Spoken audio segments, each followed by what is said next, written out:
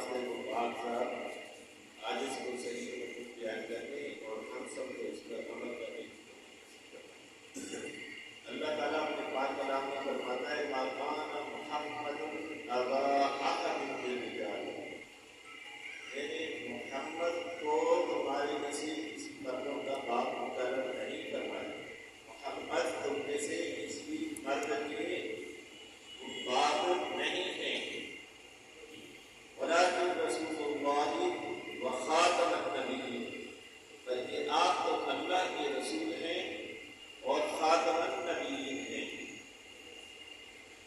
ایک واضح دلیل ہے ختم نبوت کی، اس آیت کریمہ کے حوالے سے بھی بات کریں گے، اور جو حدیث بیان کی کہ اللہ کے حبیب علیہ السلام نے فرمایا المرء مع من احب، فرد اس کے ساتھ ہوتا ہے، آدمی اس کے ساتھ ہوگا، آدمی اس کے ساتھ جڑ جاتا ہے، آدمی اس کا حصہ بن جاتا ہے دنیا اور آخرت میں، جس سے وہ محبت رکھا کرتا ہے۔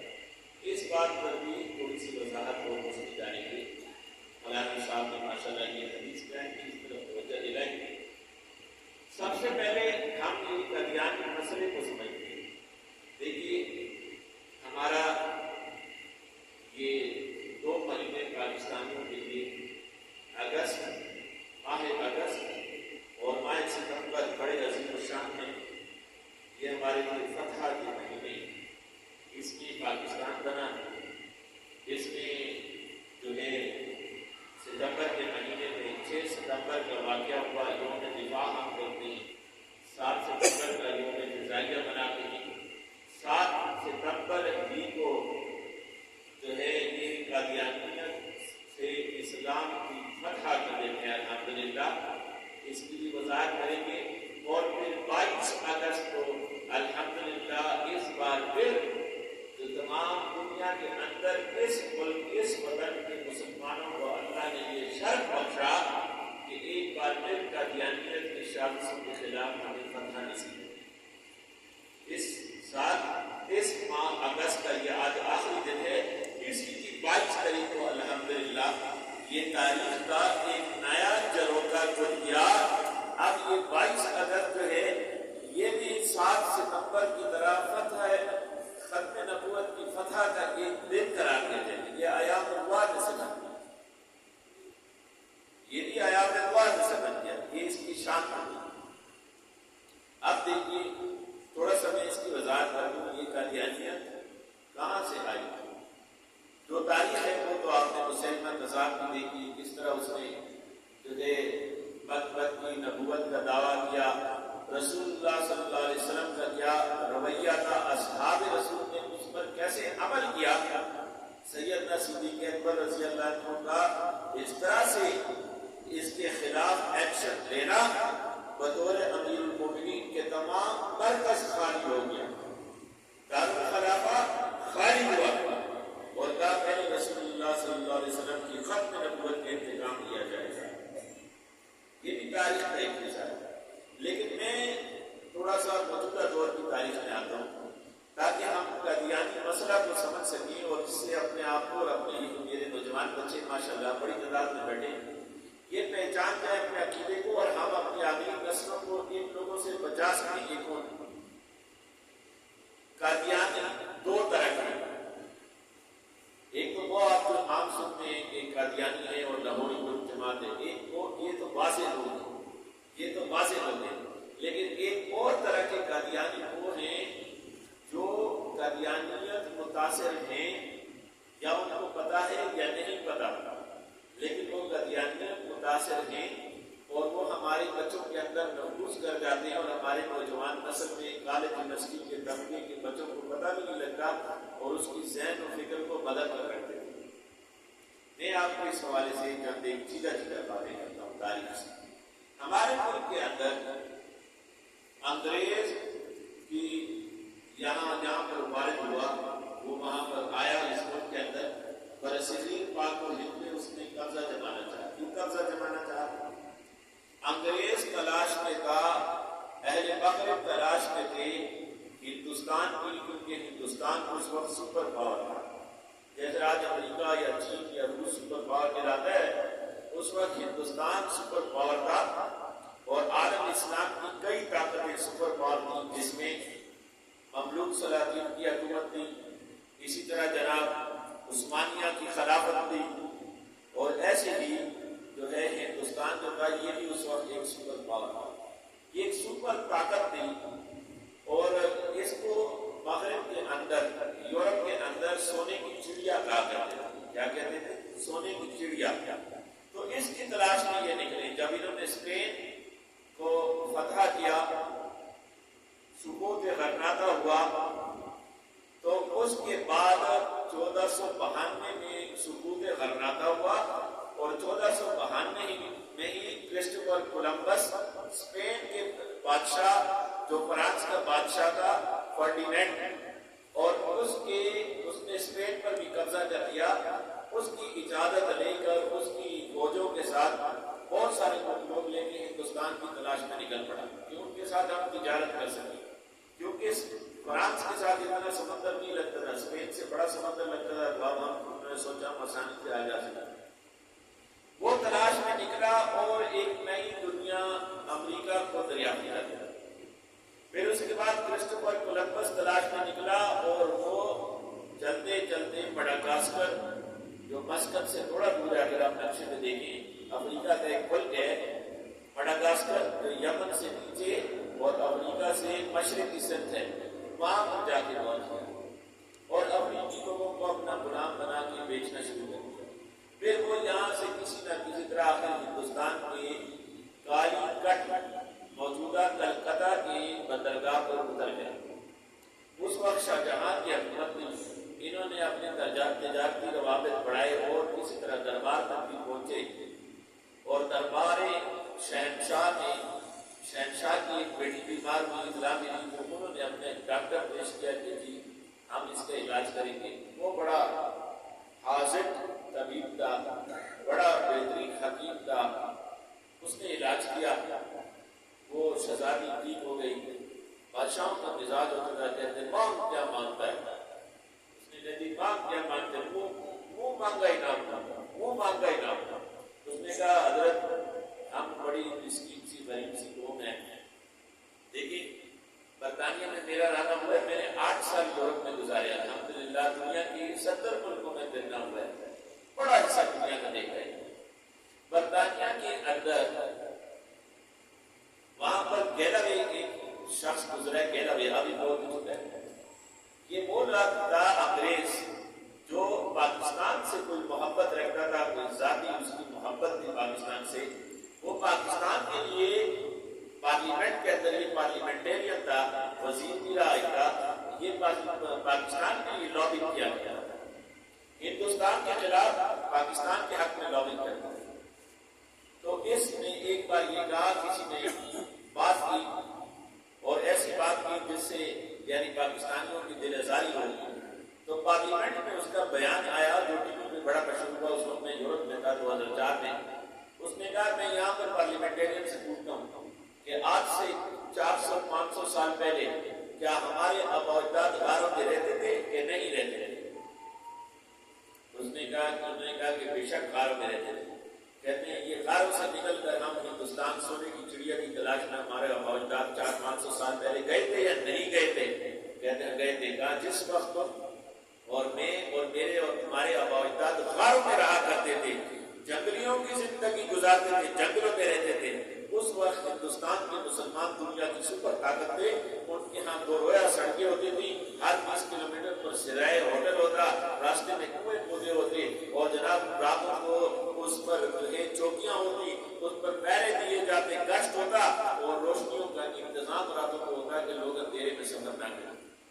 تم آج جس دولت اور ثروت اور قوت کی بات کر رہے ہو، یہ تو ہندوستان کے مسلمانوں کی مضمون محنت ہے کہ وہاں تم نے ان سے حکومت لی، واپس آئے تو اتنا مال لے کے آ گئے، ان کے سپر طاقت میں بیٹھ گئے۔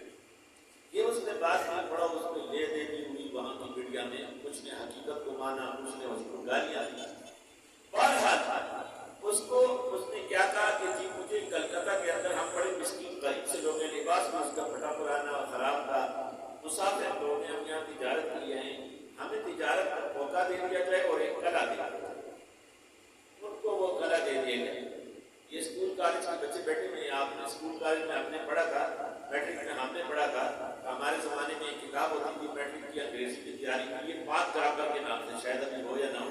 یہ جو سبھی انگلش بیٹھے ہیں میرے بھائی کو تو یاد ہوگا, پاک گرامر کے نام سے ہماری میٹرک کی کتاب ہوتی تھی. اس میں ایک کہانی تھی کہ عرب چیف اینڈ دا کیمل, عرب کا ایک جو ہے وہ سردار اور اس کا اونٹ. تو کہتے ہیں سردار خیمے میں لیٹا ہوا تھا اور اونٹ کو بڑی سردی لگی, وہ باہر تھا. تو اس نے کہا حضرت مجھے اپنا سر ذرا اندر کرنے دیجیے کہ میں خیمے میں اپنے سر کو اندر کر دوں, مجھے ٹھنڈ لگ رہی ہے, اس سے میری بچت ہو جائے. سردار نے کہا کہ اچھا آپ صرف سر ہی اندر کرو گے؟ میں نے کہا ہاں جی صرف سر ہی اندر کرو. چلو کر. سر اندر کیا, تھوڑی دیر بعد اس نے شور مچایا. کیا ہوا کہ بہت سردی لگی ہے, مہربانی کر کے مجھے اگلی 2 ٹانگیں بھی اندر کرنے دیجیے. کر لو, وہ بھی کر دی. پھر تھوڑی دیر بعد اس نے پھر شور مچایا, بہت سردی لگ رہی ہے, مہربانی کر کے یہ پچھلی ٹانگیں بھی اندر کر لو. اس نے کہا جی بس کر لو, جب اتنے آگے وہ ہو گیا اندر. تھوڑی دیر بعد اس نے جو ہے اس کو سردار کو کھلایا. سردار اٹھا, دیکھا اونٹ کی آنکھوں میں ایسے کینا, اونٹ کا کینا بڑا مشہور ہے.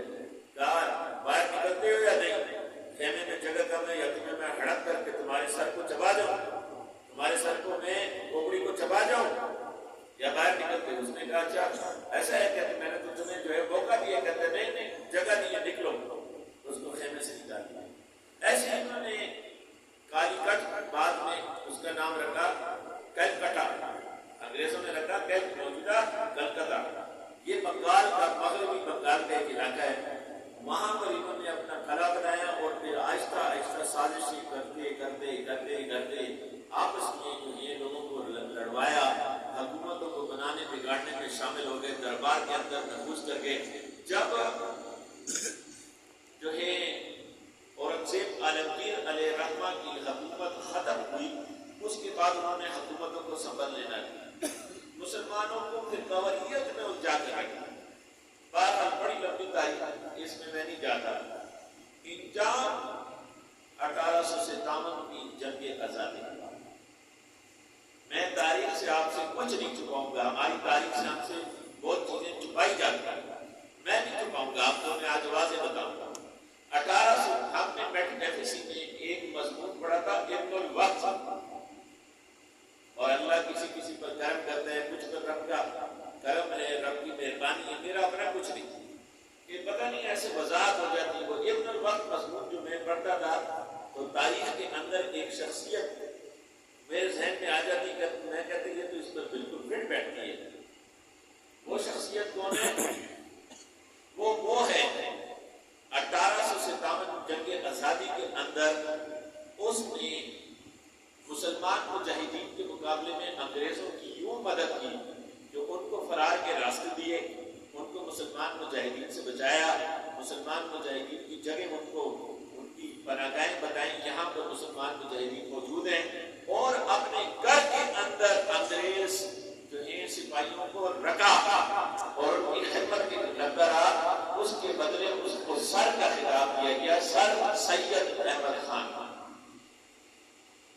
اس نے انگریز کو خوش کرنے کے لیے ایک کتاب لکھی, اس کتاب کا نام تھا اسباب بغاوت ہند, جو آپ کو اسکول کالج میں پڑھائی جاتی ہے نا, اس کا نام بتلایا جاتا ہے, پاک اسٹڈیز میں اس کا نام بتایا جاتا ہے, اسباب بغاوت ہند. یہ میں سوال کرتا ہوں, جب میں نے یہ نام پہلی بار پڑھا تھا, میں اس وقت 8ویں 9ویں کا بچہ تھا, میرے ذہن میں پہلا سوال اٹھا تھا, ہم نے تو بغاوت کی نہیں تھی, ہم نے تو آزادی کی جنگ لڑی تھی, ہمارے موجودات تو مجاہدین تھے, وہ بغاوت کہاں سے ہوئی؟ بغاوت تو حق بادشاہ سے ہوتی ہے.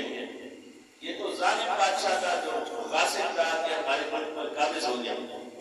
تو اسباب بغاوت ہند لکھی اس نے کہ ہم نے بھی غلطی سے بغاوت کر دی, آپ مہربانی کریں اور مسلمانوں کو جو ہے آپ مزید سزائیں نہ دیں, اور مسلمان اور آپ ہم جو ہیں اور آپ عیسائی جو ہیں وہ ملتا جلتا عقیدہ رکھتے ہیں, ابراہیمک ریلیجن سے تعلق رکھتے ہیں, اس لیے آپ ہندو سے بڑے تو ہیں ہمارے قریب ہیں, بس ہمارے ساتھ مہربانی کریں, ہم آپ کی نوکری کریں گے, ہم آپ کی نوکری کریں گے. اس سید احمد خان نے ایک تفسیر لکھی، تفسیر قرآن کے نام سے.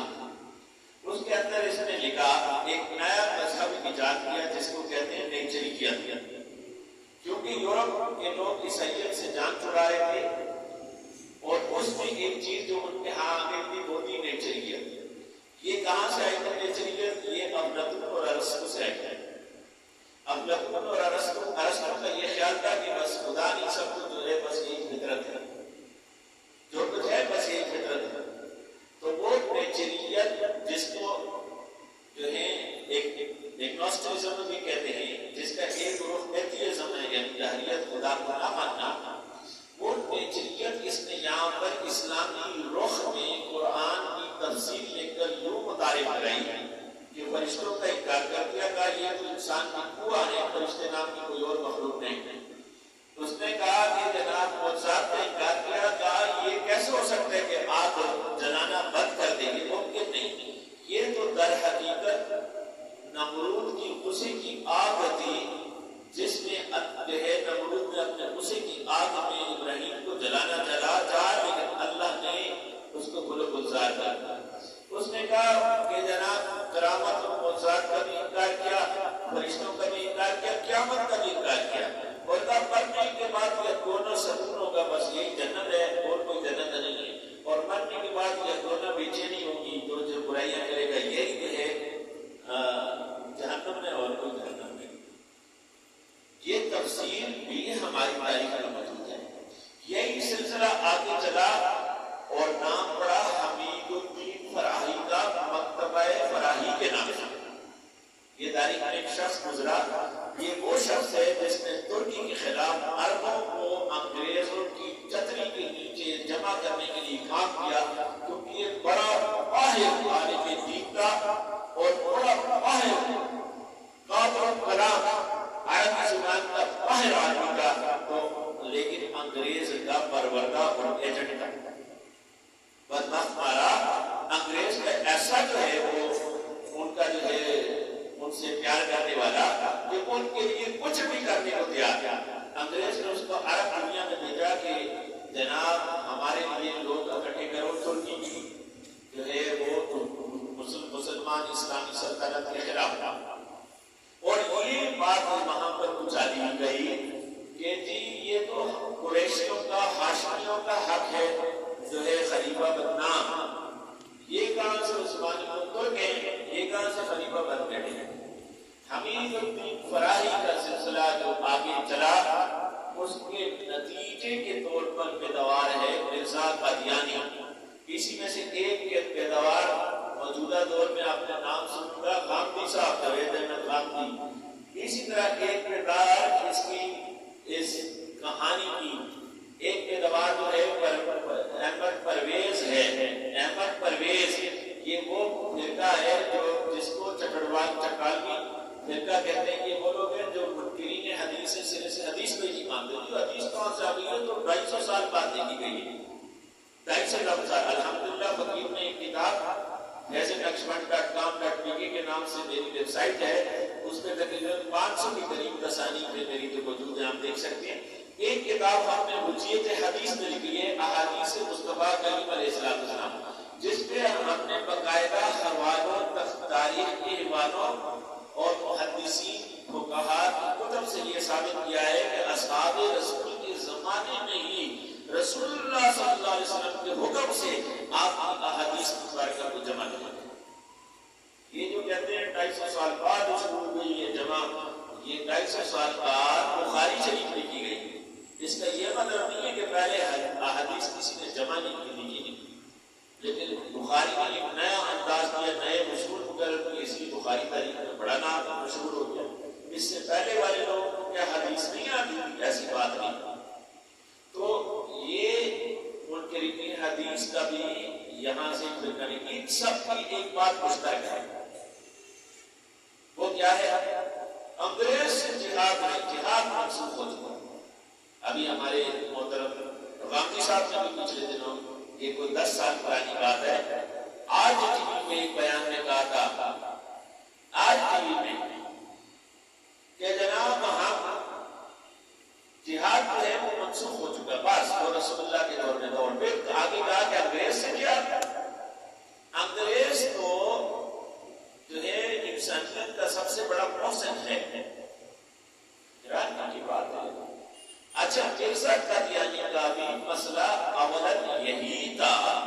انگریز سے تعلق، دوستی، محبت، اس کی نوکری، اور یہ باقاعدہ ریونیو کے محکمے کے اندر ایک نوکر کا ان کا ملازم تھا، اور چونکہ اس کے پاس عربی زبان کی کچھ مہارت بھی تھی اور علم دین سے شغف بھی تھا اور علماء سے سیکھا بھی تھا، لیکن بڑا بیادب اور گستاخ واقعہ ہوا تھا۔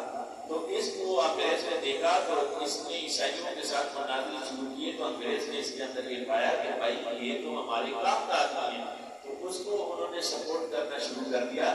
اس نے یہ بات کی سب سے پہلے کہ جہاد منسوخ ہو چکا اور انگریز کو بڑا عادل بادشاہ ہے، اس کے خلاف اتحاد کرتے ہیں۔ یہ تاریخ بات یہاں سے شروع، بات شروع یہاں سے ہوئی۔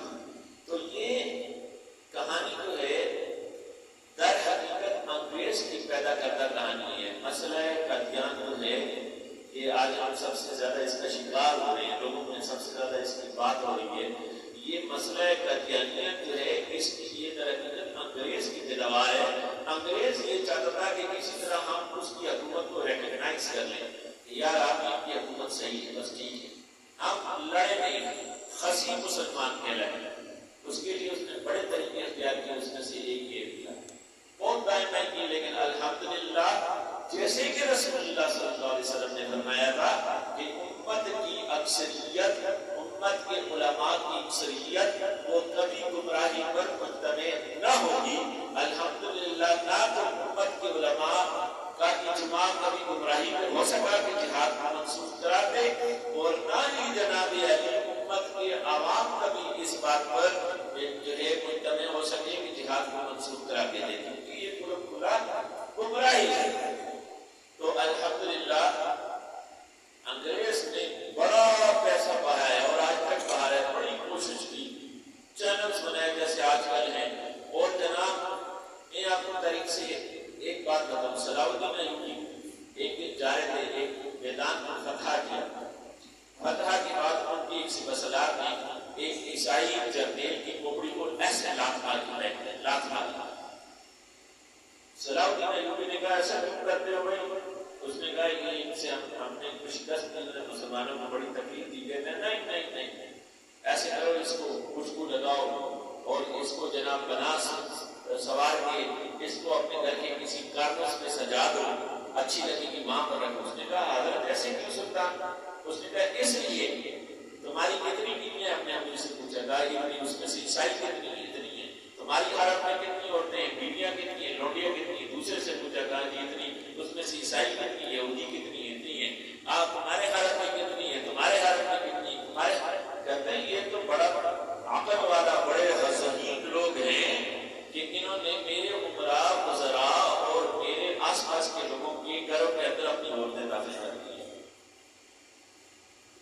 ان کی ذہانت کو تو سلام ہے، اس کو خوشبو لگاؤ رکھو، جو تم ان کی ذہانت کا مقابلہ نہیں کر سکتے، صرف میدان کو فتح نہیں کرنا کہ میدان جنگ میں فتح ہو جائے، ان کی ذہانت کا مقابلہ بھی کرنا سکو۔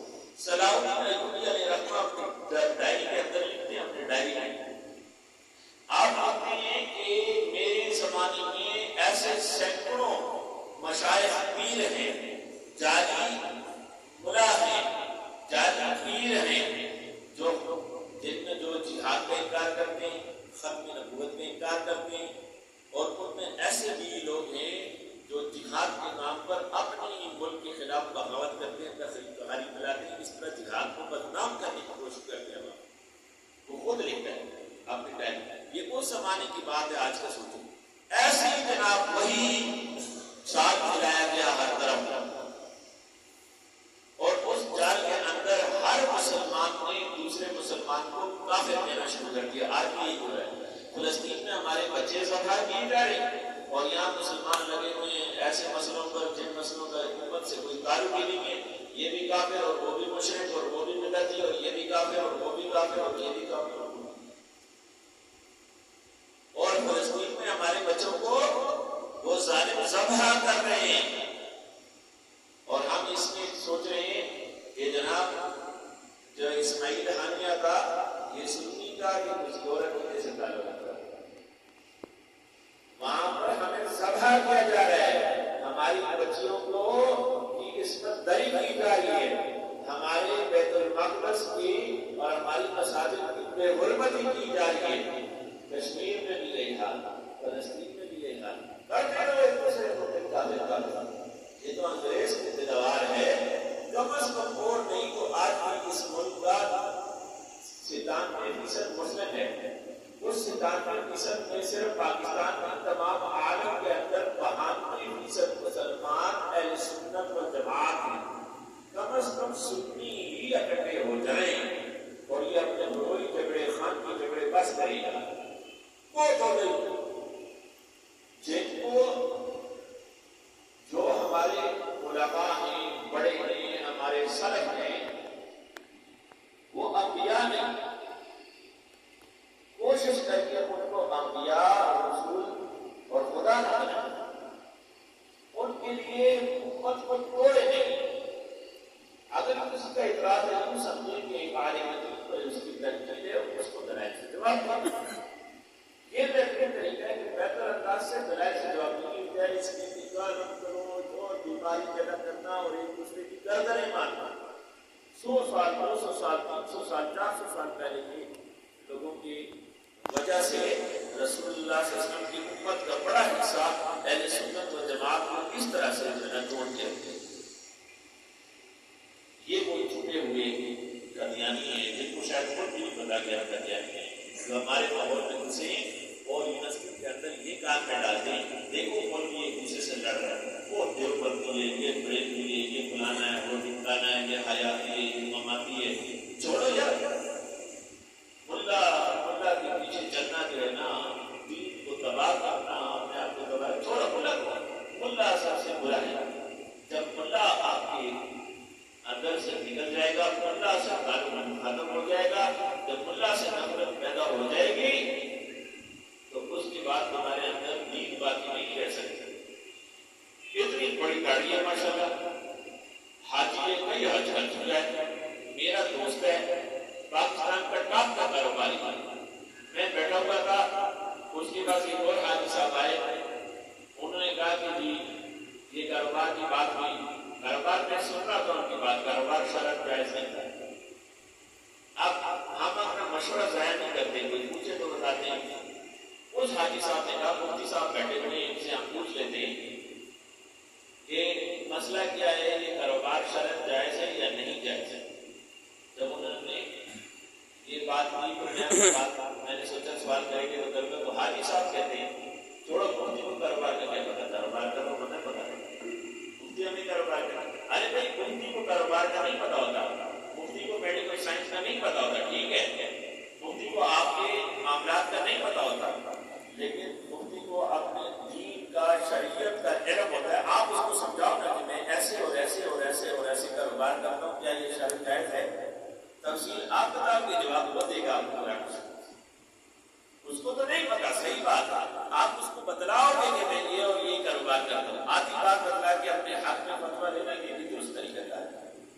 پوری بات سمجھاؤ گے پھر وہ آپ کو بتائے گا کہ یہ شرط جائز ہے یا ناجائز ہے.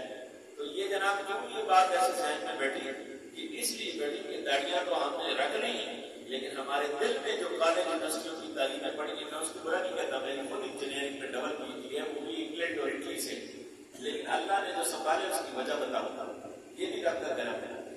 یہ جو ہم کالج یونیورسٹیوں میں ہمارے ذہنوں میں بار بار کبھی پروفیسر کی صورت، کبھی کسی اور دوست طالب علم کی صورت، ہمارے یہ قانون میں بار بار یہ بات ڈالی جاتی ہے. اور بعض نام نہاد میڈیا ہاؤسز بھی ڈالتے ہیں کہ ملا سے جو ہے نا وہ پاکستان کا سب سے بڑا مجرم جو ہے وہ ملا ہے. آج کل سیکولر لوگوں کی حکومت رہی ہے پاکستان میں، ملا بیچارے کی ابھی تک حکومت نہیں ہے. 7 سال میں ملا کی حکومت آئی ہے. تو حالات دیکھ لو، اب خود سمجھ لو، سمجھدار ہو. علامہ اقبال نے یہ کہا تھا کہ ذریت شیطان بیٹھ گئے، سیاسی ذریت شیطان کی، سیاسی ذریت. اور انہوں نے آپس میں مجلس شورا اختیار کیا. بتائی ہے کہ افغان لوگوں کو، مسلمانوں کو، یہ ہمارے ساتھ جنگ کرتے رہتے ہیں، جہاد کرتے رہتے ہیں، ان کو کیسے جو ہے ہم ختم کریں گے. تو انہوں نے آپس میں یہ فیصلہ کیا کہ یہ فاقہ کش جو موت سے ڈرتا نہیں ذرا، یہ فاقہ کش جو موت سے ڈرتا نہیں ذرا، اس کے بدن سے روح محمدی نکالتا، سبحان اللہ، اس کے دل سے روح محمدی کیا ہے؟ اللہ کے رسول صلی اللہ علیہ وسلم کی محبت. تو وہ کوئی ایسی شے تو نہیں ہے کہ تیرے میں سے نکالی کوئی چیز، ایسی تو نہیں ہے نعوذ باللہ. وہ روح محمدی نکلنے کا نکالنے کا آگے طریقہ بھی بتایا. وہ طریقہ کیا ہے؟ سن لو میرا بیٹا، کیا طریقہ بتایا؟ بتایا کہ افغانوں کی غیرت دینی کا ہے علاج. افغانوں کی افغانوں کی غیرت دینی کا ہے علاج. اللہ کو وہ دمن سے نکالتا، اتنا اس کو جو ہے وہ بدنام کرو کہ لوگ نکل جاتے ہیں. آپ نے اس بات کو سمجھیں، اس بات کو سمجھیں. تو یہ جو قدیانی مسئلہ ہے یہ در حقیقت انگریز کی طرف آ ہے. اب تک داخل باتیں اور پھر اسی بات پاس اور ٹائم لگے گا. یہ بات کو سمجھ آ گئی نا، سب کو بچوں کو سمجھ آ گیا، جوانوں کو، بزرگوں کو، بھائیوں کو، سب کو سمجھ آ گیا. الحمدللہ. اگر آج کے بعد سے بیٹا اگر آپ کو کوئی کہے میری ویڈیو نہیں بنا رہی، اس لیے آپ کا بیٹا آپ ہی بنا رہے، آپ ہی سن رہے ہیں، آپ ہی سن رہے ہیں، جو یہ بچے سن رہے ہیں یا ویڈیو بنا رہے ہیں، میں ان سے ایک سوال کروں. بچوں سے اگر آج کے بعد سے اسکول میں آپ کو کوئی کہے، کالج میں کوئی کہے کہ اللہ سے یا اللہ سے ہمیں تبدیل کے وہ پھر کا والی اپنے پانی میں رکھتے اور اللہ ایسے تو آپ کیا کہو گے؟ آپ اس کو کہیں جاؤ اپنی نماز کی نکل جائے، جا کسی خدا کے ایک بندے سے عالمی سے رابطہ بنا، میرا دماغ نہ کر اور میرا عقیدہ خراب کرنے کی کوشش نہ کر. اگر تیرے قدوں پر کوئی قدیانی کے عقیدے کا جن سوال ہو گیا تو میرے اس کو سرکس بنا ڈالا. یہ در حقیقت پہلا اسٹیپ ہے آپ کے دل میں نفرت پیدا کرنا مذہبی لوگوں سے.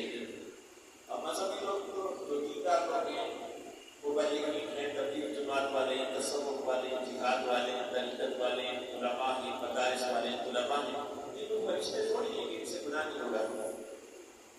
یہ معصوم تو نہیں ہے، انبیاء تو نہیں ہے. تو آپ اس پہلو سے تو دیکھ رہے نہیں ہیں کہ یار اس نے یہ گناہ کیا تو یہ دل بھی خراب ہے.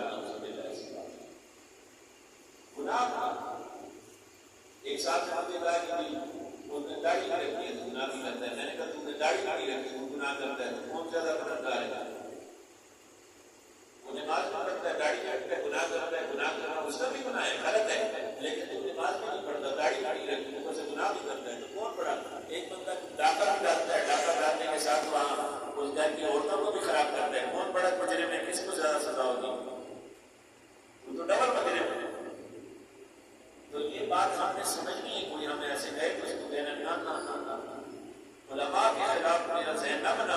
آج بھی الحمدللہ اگر اس پاکستان میں دیکھیں ایسے ایسے عالم، متقی، پرہیزگار، بزرگان، اولیاء اور ایسے ایسے قابل علماء ہمارے درمیان موجود ہیں کہ جناب آج اس کو ہاتھ کے اندر آپ کو ملتے ہیں. اور اکثریت ایسی ہی علماء کی، اکثریت متقی، پرہیزگار. یہ حقیقت آج کل. دوسری بات جو میں کہنا چاہتا تھا، یہ جو مرزا قادیانی خبیث کا واقعہ ہوا، اس نے بکواس کی، اس کی زندگی کیا تھی یہ خود لکھتا ہے. اس کی کتابیں جو ہیں روحانی خزائن کے نام سے، یعنی شیطانی خزائن ہیں. اسی طرح زارع اوہام کے نام سے دیگر کتب اس میں اس کے بارے میں لکھی گئی ہیں. ان سب میں یہ اس کے واقعات ہیں کہ یہ ایسا گستاخ تھا بچپن سے اپنے اساتذہ کا کہ ایک استاد اس کو اچھا نہیں لگتا تھا تو وہ قرآن شریف پڑھ رہے تھے، اس نے اوپر چل سے اس میں پیشاب کر دیا. اس کو قرآن کی مرغی کا فرض تھا، مرغی کے دورے پڑھتے تھے اس کو. یہ جو ہے جب جوانی کے حدود میں آیا تو اس کے معاشرت کی تعداد نہیں تا زندگی یہ شرابی کا شراب پیا کرتا تھا اور اس کے لیے قسم قسم کی جواز تراشتا تھا. اور اس کے بعد جب انگریز نے اس کی جاری کی تو اس نے راستہ بنانے کی کوشش کی کہ کسی طرح انگریز کو یہاں میں بنوا. تو کبھی جہاد کے خلاف پہلے اس نے عیسائیوں سے مناظرے شروع کیے تاکہ لوگ مجھے پہچانے. اس نے جہاد کے خلاف بات شروع کر دی. پھر یہ نبوت بھی اس نے ایک دن میں اعلان کیا. ایسا دماغ خراب رہا. پہلے کہتا ہے کہ میں جی ایک محدث ہوں, مجھے اللہ کی طرف سے الہام ہوتا ہے. پھر اس کے بعد اس نے اعلان کیا کہ جی میں مہدی یہ زمانہ ہوں, مہدی موعود میں ہوں. پھر کہا عیسیٰ میں ہوں. پھر کہا بروزی نبی اور جو ہے ذلی نبی میں ہوں. اور اس کے بعد کہا کہ میں نفس محمد نعوذ باللہ, جو محمد قرآن میں جن کا نام لیا گیا محمد رسول اللہ کہا گیا وہ میں ہوں نعوذ باللہ. جو آیت کریمہ ہم کے سامنے پڑھی اس میں ایک بڑا شعبہ ڈالتے ہیں. آج کل کے بچوں کے ہمارے پاس آتے ہیں بچے تو یہ بات کرتے ہیں یونیورسٹی کا بار بار میں بہت شعبہ جو ہے دلوں میں ڈالا جاتا ہے. وہ یہ کہ یہاں پر لفظ خاتم النبی استعمال ہوا ہے, خاتم کا لفظ استعمال نہیں ہوا, خاتم کا لفظ استعمال ہوا. اب دیکھیے وہ کہتے ہیں کہ خاتم کا معنی وہ یہ کہ نبیوں کی مہر.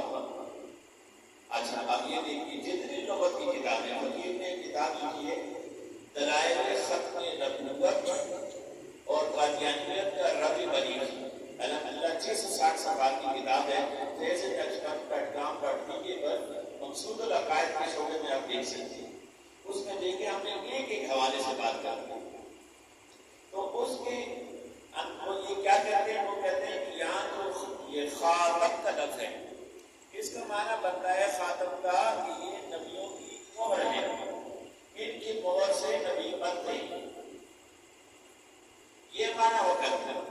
اب اہل لغت نے کیا لکھا ہے, مفسرین نے کیا فرمایا, صحابہ نے اس سے کیا معنی لیا. پہلے تو یہ جاننا کہ اب تمہیں جو ہماری 7 اور 10 قرات ہیں, یعنی 7 جو ہیں وہ قرات ہیں جو متواتر ہیں اور 3 قرات میں دیگر ہیں جو شامل کی جاتی ہیں. یہ کل 10 قرات ہیں. ان میں سے عاصم کی جو قرات ہے روایت حفص, اس کے اندر یہ لفظ خاتم جو ہے وہ اس کو اس طرح سے پروناؤنس کیا جاتا ہے, اس کا لہجہ اس کی ادائیگی خاتم سے ہوتی ہے. باقی جو 9 دیگر قراتیں ہیں وہ سب خاتم کا لفظ استعمال کرتے ہیں. 1923 کے اندر ہمارے مصر کے جو جید قرآ حضرات ہیں ان کے ہاں چونکہ یہ روایت زیادہ مشہور تھی تو انہوں نے ایک فیصلہ کیا اور اس کا اجرا کر دیا گیا. قرآن کے جتنے نسخے لکھے گئے اس میں لفظ خاتم کی بجائے خاتم ہو گیا. لیکن یہ ضرور ہے کہ تاریخ سے یہ ثابت ہے تواتر کے ساتھ کہ جمہور قرآن کے دوران یہ لفظ خاتم ہے. پھر اہل لغت اور مفسرین نے لکھا ہے کہ یہ لفظ خاتم جو ہے اس کے 2 معنی ہیں. ایک نبیوں کی سیل مہر اور دوسرا اس کا معنی ہے کہ آخری نبی, اور دوسرا جو خاتم ہے اس کا تو یہی معنی ہے کہ آخری نبی, تمام نبیوں میں سے آخری. اس لیے صحابہ سے لے کر آج تک جتنے جو ہے ہمارے سب صالحین گزرے, اکابر گزرے, بزرگ گزرے, علماء گزرے, محدثین گزرے, اولیاء گزرے, صوفیاء گزرے, سب نے اس کا یہی معنی کیا ہے. کون سی تفسیر قرآن اس کے اندر لفظ خاتم کا معنی یہی کیا گیا ہے کہ آپ آخری نبی. اور اگر مہر نبیوں کی مہر کی معنی لیا جائے کہ یہ نبیوں پر انبیاء علیہ السلام پر مہر لگانے والے ہیں, تو جب کوئی خط لکھا جاتا ہے, کوئی دفتری اس میں ایک لیٹر ہوتا ہے, لیٹر ہیڈ لکھا جاتا ہے, تو آخر میں اس کو جب کلوز کرتے ہیں تو اس پہ مہر لگاتے ہیں. جب اس کو لفافے میں ڈالتے ہیں بند کرتے ہیں تو اس کے اوپر سرکار مہر لگاتے ہیں. تو مہر لگنے کا تو خود یہ مقصد ہے کہ جناب آپ یہ بند ہو گیا. آپ کو کولا کی باٹل ہوتے ہیں اس کے اوپر, یا آپ جو نیسلے کی باٹل اتارتے ہیں وہ پانی کی بوتل لاتے ہیں, کوئی بھی ایکوا یا کوئی اور آپ کہتے ہیں کہ جن میں ایک منرل واٹر بھی ہوگا تو اگر وہ ڈھکنا کھلا ہو تو آپ اس کو لیتے ہیں, آپ کہتے نہیں تو آپ نے پتہ نہیں خود بھر دیے دکاندار سے لیتے ہیں. جب تک اس کے اوپر مہر سیل نہ لگی ہو آپ اس بوتل کو لینا پسند نہیں کرتے. تو وہ جو آپ بوتل کو وہ سیل بولتے ہیں, وہ کب لگائی جاتی ہے؟ جب بوتل مر جاتی ہے، ختم ہو جاتی ہے۔ اس بات کا اظہار رسول اللہ صلی اللہ علیہ وسلم نے اپنی بہترین الفاظ مبارک میں یوں کیا ہے کہ ایک عمارت ہے جس کے گرد لوگ گھومتے ہیں اور دیکھتے ہیں کتنی حسین عمارت ہے، اور اس عمارت کے اندر ایک اینٹ کی جگہ خالی ہے، تو وہ کہتے ہیں پتہ نہیں یہ کیوں خالی رکھی گئی؟ تو کہا آپ علیہ السلام نے صحابہ وہ عمارت مکمل ہے انبیاء کی، انتہائی حسین اور خوبصورت ہے، وہ ایک اینٹ کی جو جگہ خالی ہے وہ ایک اینٹ میں آگے کریم صاحب فرماتے ہیں میں ہوئی بلا اس سے زیادہ بہتر آپ لفظ خاتم کے دائیں بائیں جو ہیں وہ چڑا چڑی کریں، لیکن اس سے بہتر انداز میں کوئی بات سکھلائی جا سکتی ہے؟ قربان جب آقا کریم علیہ السلام کا اتنے بہترین انداز میں بات کرتی کہ وہ آخری اینٹ جس نے اس جو ہے مکان کو مکمل کر دینا ہے، انبیاء کے مکان کو، انبیاء کے سلسلے کو ختم کر دینا ہے، وہ میں اچھا یہاں پر لطیفہ آپ لوگوں کے لیے عرض کرتا ہوں۔ ان کے گرو گھنٹال مرزا قادیانی نے اپنی کتاب میں لکھا کہ میں جڑواں بہن کے ساتھ پیدا ہوا تھا، میرے ساتھ ایک بہن ہے، اور یہ ایسا بدبخت خبیث کہ وہ مر گیا، اس سے بھی برداشت نہیں ہوا کہ یہ کس کے ساتھ میں دنیا میں۔ اب یہ کہتا ہے کہ میں آخری میرے پاس اور اولاد نہیں تھی میرے والدین کی، تو میں خاتم الاولاد ہوا، اپنے والدین کی کیا ہوا؟ خاتم الاولاد۔ اچھا اگر ہم یہ خاتم کا معنی ان کو والے دے رہے ہیں کہ نبیوں کی مہر، نبی علیہ السلام کی مہر سے اگلے سارے نبی قیامت تک بنتے جائیں گے، تو ایک تو بات یہ ہے کہ 1400 سال میں ایک ہی بنا یہ خبیث، اور اسی کا دعویٰ ہوا، اور دوسری یہ کہ اس کا مطلب یہ ہوا کہ یہ خاتم الاولاد ہے اپنے والدین کی، تو مطلب یہ کہ اس کے بعد اور یہ والدین کی اپنی والدہ کے لیے اولاد ہے، اس کا والد فارغ، یہ مہر لگاتا جائے گا اور آگے سلسلہ اولادوں کا چلائے گا، یہ معنی کرتے ہیں۔ تو ان کا یہ معنی کرنا بھی ایک جو ہے جھوٹ ہے، ایک فراڈ ہے، دھوکہ ہے، جو ہمیں یہ دینے کی کوشش کرتے ہیں۔ الحمدللہ اتنا وقت نہیں کہ میں ختم نبوت کے تمام دلائل آپ کو پیش کروں، ہمارے علماء نے بہت کچھ لکھا ہے، لیکن میں اپنی باتوں کو اس بات کے ساتھ مختصر کہ بہت ہی بڑا شوق دور ہے، اس دور کے اندر علامہ اقبال نے دیکھی 100 سال پہلے ہمیں یہ بات بتائی کہ ان کی بدن سے روح محمدی نکالنا وہ کیسے ہوگی؟ وہ ایسے ہوگی کہ اللہ وہ ان کی بہت دمن سے نکالتا ہے، اللہ نکالتے ان کے پیچھے سے۔ اللہ کون ہے؟ اللہ جو آج ہم نے ایک مذاق سمجھیے لفظ، ہم اللہ جو ہے مذاق کے طور پر استعمال کرتے ہیں، ہماری تاریخ میں اللہ لوگ بڑے بڑے اور اللہ اور بڑے بڑے محدثین کو کہا اللہ کہا گیا، جیسے اللہ علی قاری علیہ رحمہ، اللہ جامع علیہ رحمہ۔ آپ ان کی تاریخ پڑھیں مجھے، آج کے ہمارے بچوں کو کرکٹر کے نام تو یاد ہیں، ایکٹرس کے نام تو یاد ہیں، فٹ بالرس کے نام تو یاد ہیں، نہیں یاد تو ہمارے جو ہیں ان اصل ہمارے جو اکابرین ہیں کہ نام ہمیں یاد نہ۔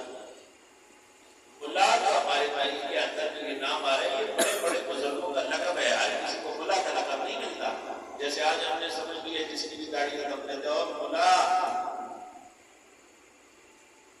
تو یہ بات یاد رکھیے کہ ملا بننا آسان نہیں، ملا بہت بڑی ہستی ہوتی ہے۔ آج بھی افغانستان میں ملا اس کو کہتے ہیں جو بڑا عالم، بڑا فقیر اور جناب بڑا جو ہے ایک پرہیزگار عالم دین ہوتا ہے، فارغ التحصیل ہوا، اور جن لوگوں کو پڑھانے والے اس کو کہتے ہیں ملا حجی ملا سے، بڑی ہستی کو یہ نام دیا جاتا ہے۔ تو یہ اس بات کو سمجھنا ہے کہ علماء سے محبت کرنی ہے۔ ہمارے بزرگوں کا یہ طریقہ کار تھا کہ خانقاہیں اور ان خانقاہوں سے اہل علم علماء شریعت جڑے ہوتے تھے، اور پھر ان خانقاہوں کے اندر آ کر وہاں خانقاہوں میں لوگ آ کر ان اولیاء اللہ، خانقاہ کیا ہوتی ہے؟ جہاں پر ایک شیخ، ایک پیر، ایک بزرگ لوگوں کو تزکیہ نفس کی تعلیم ہے، وہاں پر یہ علماء دین کی تعلیم لوگوں کو دیتے، درس و تدریس کا باقاعدہ مدارس ہوتے، اس خانقاہوں کی سرپرستی میں اور ساتھ میں تزکیہ نفس کے لیے صوفیاء کا ایک سلسلہ بھی ہوتا ہے. یہ بعینی ہی سنت رسول اللہ صلی اللہ علیہ وسلم ہے. مسجد نبوی کے اندر جہاں پر جو ہے تعلیم و تعلم درس و تدریس قرآن و سنت کا ہوتا، وہاں ساتھ میں تزکیہ اور ذکر اذکار کا حلقہ بھی بنایا جاتا. اصحاب صفہ اس بات کے لیے مشہور تھے، درس و تدریس کے لیے، ذکر اذکار کے لیے. رات میں اللہ کے ذکر میں مشغول رہنے والے اور اللہ کے دین کو علم کو حاصل کرنے والے کو دیکھ کے ملانے والے. پہلے یہ چیزیں الگ الگ نہیں تھیں، پھر بعد میں زمانوں میں ایسے حالات بدلے کہ اب جناب یہ آپس میں الگ الگ ہو گئے. حالانکہ یہ دین ہی کے شعبہ جات تھا. تو ہم نے کرنا کیا ہے کہ جیسے ہمارے بڑوں کا طریقہ تھا کہ کسی بزرگ، کسی عالم دین، کسی خدا کے ولی کے ساتھ شیخ حدیث حضرت مولانا محمد زکریا خاندان علیہ رحمۃ اپنی کتاب شریعت و طریقت کا خلاصہ میں فرماتے ہیں. آپ دیکھتے ہیں کہ ہمارے زمانے میں جو علماء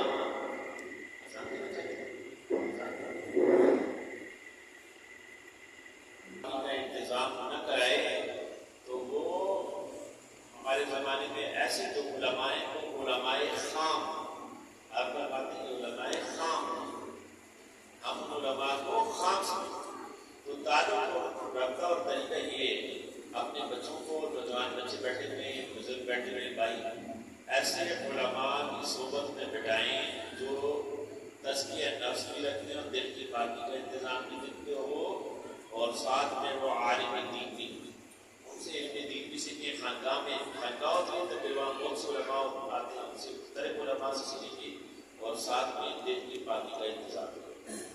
اس کے لیے میں آپ کو ایک نسخہ بتا جاتا ہوں جو میرے مشاہد سے آیا، وہ میں آپ کو دے جاتا ہوں تاکہ آسانی ہو. وہ ایک تحفہ ہے، اس کو قبول کرتے ہیں.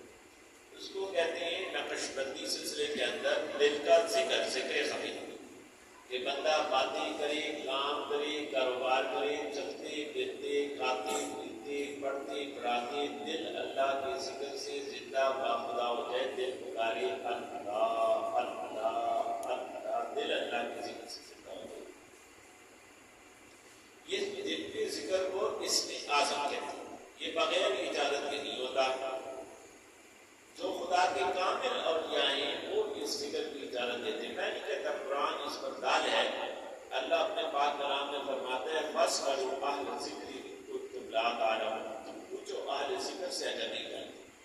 تانوی صاحب علیہ رحمہ فرماتے ہیں یہاں لفظ اہل علم کی بجائے اہل ذکر فرما کے وضاحت کرنے کے یہ ان سے سوال کیا جائے جو ظاہری علم کے ساتھ باطن کا نور نہیں رکھتے. جب ہم سبزی کی دکان میں جائیں گے سبزی ملے گی، کتابیں نہیں، اور اگر اہل ذکر کے پاس جائیں گے تو وہاں سے اللہ کے ذکر کا طریقہ کار ملے گا. یہ وہ اس میں حاضر ہے. آپ سب کو اس کی اجازت دیتا ہوں. جو کامل اولیاء ہوتے ہیں وہ اس ذکر کی اجازت دیتے ہیں. میرے شیخ کامل حضرت مولانا پروفیسر ڈاکٹر خواجہ خواجگان محمد منصور الہی نقشبندی مجددی دام ذکر ایسے ایک کامل ہوئی. الحمدللہ عاجز کا جانا ہوتا ہے. ہم نے ساؤتھ افریقہ کا سفر کیا، 10 ممالک افریقہ کا. 42 دنوں میں 80,488 افراد نے آپ کے ہاتھ میں اسلام ایسے کیا. الحمدللہ ان علماء کی صحبت میں کیا ملتا ہے؟ اللہ کا ذکر. چونکہ خود موجود نہیں ہے، عاجز کو انہوں نے اجازت دی ہے کہ ان کی طرف سے آپ کو دل کے ذکر کی اجازت ہو. وہ دل کے ذکر کی اجازت ہو. ان کے استاد نے ان کے استاد نے اس طرح یہ سلسلہ صدیق اکبر اور صدیق اکبر کو تمام کائنات کے راہبر و خالی خاتم النبیین محمد مصطفیٰ علیہ السلام نے بتایا. آپ سب کو بھی اس اسم اعظم دل کی ذکر کی جاتی ہے. کرنا کیا ہے؟ چلتے پھرتے کھاتے پیتے پڑھتے پڑھاتے دل سے خیال کرنے. سنیں دل کہتا ہے اللہ. جیسے بندہ پیاسا ہو منہ سے پانی پانی پانی ایسے نہیں کہتا، اس کے دل میں پانی پینے کا خیال آتا. اس طرح چلتے پھرتے کھاتے پیتے پڑھتے پڑھاتے دل سے خیال آتے. سنیں دل کہتا ہے بارے بات ملے چاہے 2 منٹ اور ضائع نہ کریں. سر کو جھکایا، کام کی کب سے سچی توبہ کی توبہ کرنے کے بعد خیال رکھوں گا یہ چیز دل کہتے ہیں، اس کو کہتے ہیں مراقبہ. ایسے مراقبہ کریں گے، چلتے چلتے خیال رکھیں گے. میرا کہنا نہیں، رب دکھائے گا 2-4 دن میں دل زندہ بہت ہو جائے گا. 2-4 دن سوئے ہوں گے پوری نیند اس میں، کام کاروبار کریں کہ دل اللہ نہ پکارے گا، نماز پڑھیں کہ دل اللہ نہ پکارے گا، کوئی زور نہیں لگے گا، خود بخود تمام اعمال سدھرتے چلے جائیں گے. آپ کرنے والے بنے، اصل معاملہ اب آپ کو بتا ہوگا، آپ اس کو کرنے والے بنے، انشاءاللہ 2-4 دن میں اللہ تعالیٰ آپ کو اپنے نام کی ایک قوت اور شان دکھائے گا. میرا معاملہ نہیں، اس کی ذات ہے، اس کے نام کا معاملہ ہے. وہ اپنے نام کو تاج رکھتا ہے، جس دل میں اس کا نام آ جائے پھر اللہ تعالیٰ اس دل کو اب بھی حیات ہے. یہ وہ نعمت ہے. آج یورپ میں تھا اتفاقیہ، میرے کمرے میں جو جس گھر میں میرے ساتھ رہتا تھا، سامنے والے قادیانی کی سامنے والے کمرے میں ایک قادیانی آ کے رہنے لگے. ہمیں علم نہیں تھا. جب علم ہوا الحمدللہ اس سے بات چیت ہوئی اور اس کو یہ ذکر بتایا، اس کو دعوت دی. اس نے، میں نے کہا تم ابھی یہ ذکر مراقبہ کر کے دیکھو، اللہ تجھے حقیقت بدلائے. 2 منٹ اس نے اللہ کا ذکر کیا، الحمدللہ اسلام قبول کیا. آج بھی وہ ہمارا بھائی ہے. اور اس طرح 1-2 نہیں، الحمدللہ ہم نے وہاں پر تحریک چلائی، بہت سے لوگوں نے اسلام قبول کیا صرف اس اللہ کے ذکر کی وجہ سے. آپ بھی اس پر عمل کرنا ہے انشاءاللہ. میرا کہنا نہیں، ہم کو رب دکھائے گا 2-4 دنوں میں یہ دل زندہ باخدا ہو جائے گا.